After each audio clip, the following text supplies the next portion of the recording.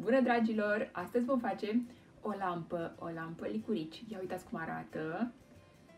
Haideți să vedeți de ce fel de materiale vom avea nevoie și să-l facem împreună. Se are nevoie de o instalație de brad, dar eu am găsit-o pe asta. Va trebui o instalație care să fie din LED-uri, deci să nu se încingă sticla, să ia foc. Așa, sau dacă nu aveți o astfel de instalație cum este aceasta, puteți să puneți chiar și o lampă care pâlpie de la bicicletă, da? Ia uitați ce interesantă e. Se poate și așa. Deci, bun. Pe lângă această instalație vă trebuie o sticlă de plastic de 0,5 litri, da? Cu nuanța aceasta verde, ca să fie licuriciul verde, așa cum este el în realitate. Bun, și hai să începem de aici. O să vă mai trebuiască pentru căpșor un șervețel verde, de care nuanță găsiți voi la magazin, niște sârmă plușată, da? Galbenă și verde. Verde este pentru picioare și galbenă este pentru aceste antenuțe drăguțe. Așa. Hârtie igienică pentru umplutura capului. Acestea sunt aripile pe care eu le-am decupat înainte, dar găsiți pe site-ul meu acest print, da? Pe care o să trebuiască să-l printați voi ori pe un carton, ori să lipiți două hârtii înainte, da, de a decupa, ca să fie mai gros, și apoi puteți să puneți și bandă scoci pe deasupra. Ia uitați cum este aceasta, dar eu am pus bandă scoci pe deasupra ca să fie mai tare și să dureze mai mult, să nu se strice.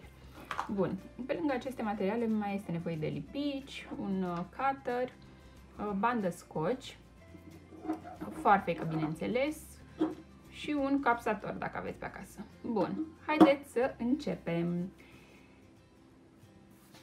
O să dăm asta la o parte și o să începem mai întâi cu sticla. Da? Va trebui să tăiem pentru introducerea picioarelor, pentru această sârmă, să introducem picioarele în sticlă. Da? Tăiem această sârmă și o să tăiem în 3 părți diferite, la distanță de vreo 2 cm, să zicem așa, într-o parte, în partea din față, apoi la mijloc și apoi în spate. Da? Deci niște linii paralele, 2 aici, 2 aici, 2 aici.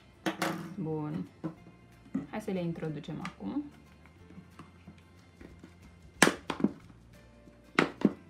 O să mă ajut de farfecă.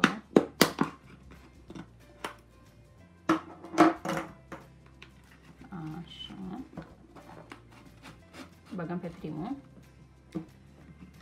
Super. Îl băgăm și pe al doilea.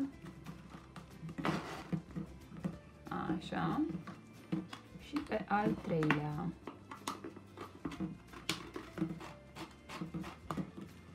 Bun. Acum ar trebui să fie îndoite, cum este acesta, da? Și o să le îndoim în jos mai întâi,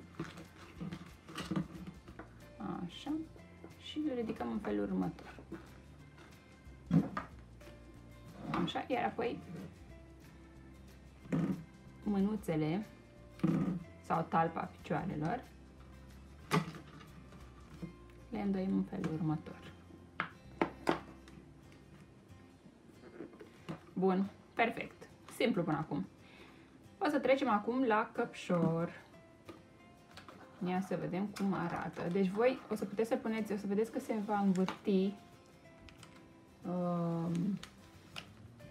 va învârti acest căpșor, da? Și o să aveți nevoie de un elastic. Da.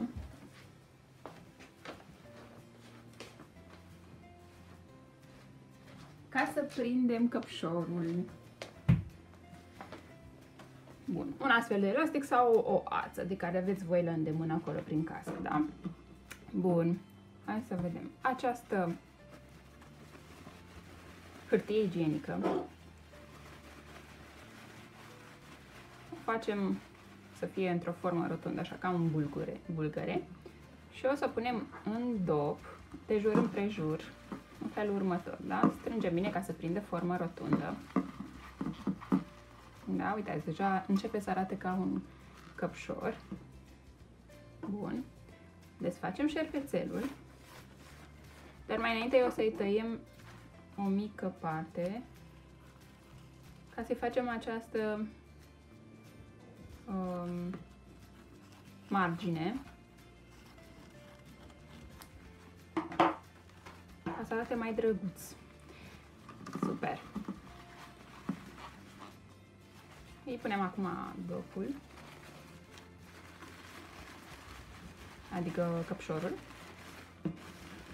Strângem bine aici, de jur împrejur. O să fie forma rotundă, da? Dacă mai rămâne pe din afară, puteți să împingeți voi cu degetul. Îi punem acum elasticul de margine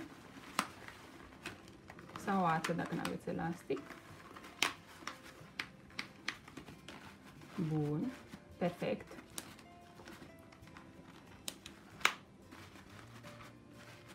Și acum o să-i tăiem marginea.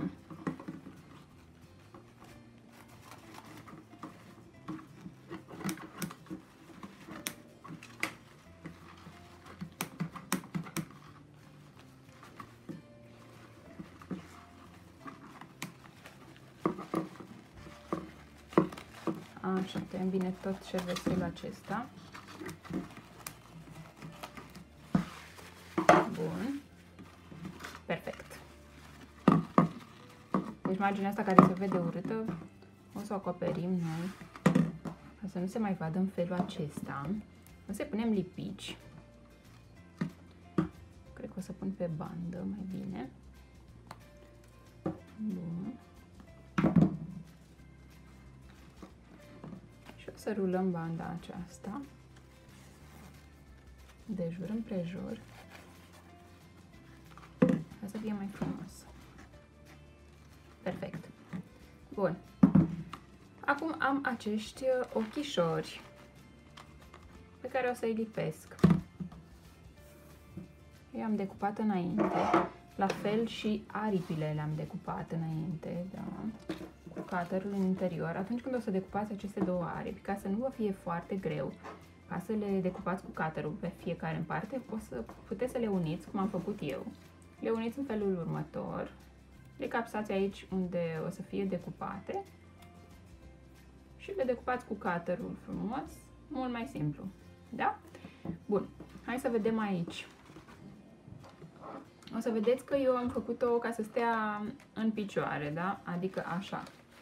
Am făcut-o ca să stea în picioare. Voi puteți să o faceți să stea jos, adică culcată, și asta o să fac eu pe această variantă, da? Adică să fie căpșorul în sus și antenele în felul următor, da? Bun. Hai să vedem cum o să arate. Deci ar trebui să-i punem mai întâi ochișorii, adică aici, unul aici și unul aici, și o să mai pun eu lipici pentru antenuțe, una aici, una aici, și pentru guriță. Perfect. Hai să punem primul ochișor. Punem și al doilea ochișor. Atenție să fie la fel ca să nu se uite chiorâș. Așa. Lipim și gurița. Super. Și acum hai să pregătim antenuțele. Le îndoim puțin așa la vârfuri.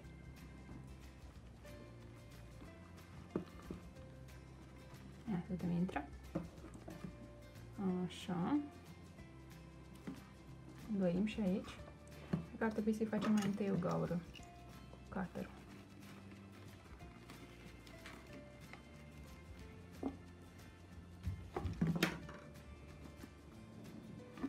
Perfect. Bun, deci așa o să arate căpșorul, da? Stând culcat. Bun. Hai să mai punem puțin lipici aici, că văd că se dezlipește. Perfect. Mai departe, ar trebui să punem aripioarele.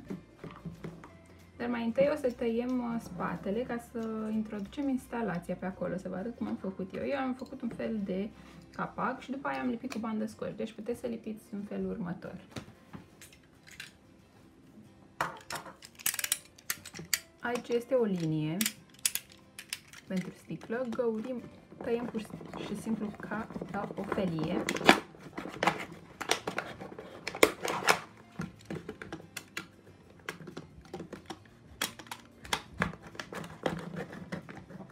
Atenție să nu se suprapună cu partea pe care am tăiat-o aici, da? Și se va putea deschide ca un capac. Și aici o să introduceți voi, ia să vedem cum funcționează cu asta. Super!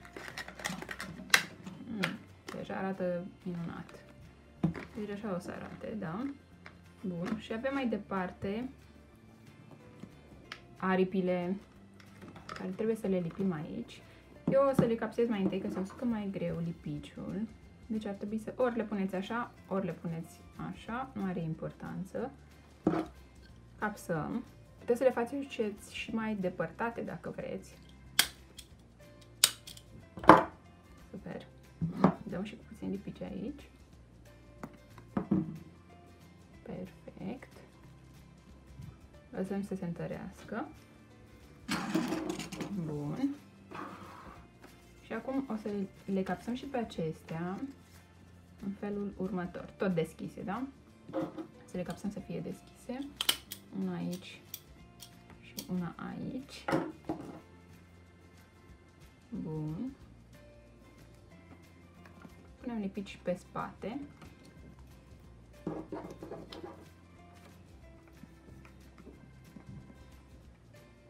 Așa.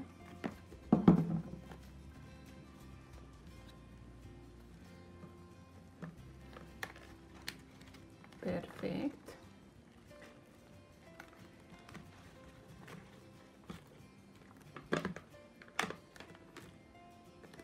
Wow! Super lampă o să aveți, care o să vă placă foarte tare. Ia uitați cum arată. Așa e că drăguț. Și mai și zâmbește foarte drăguț. Bun, deci dacă v-a plăcut și dacă o să faceți acasă, vă rog să-mi trimiteți și mie poze pe Facebook, da? Și nu uitați să fiți creativi în fiecare zi, pentru că creativitatea vă face mai spontani și mai fericiți. Da? Ne vedem data viitoare cu un nou clip. Pe curând!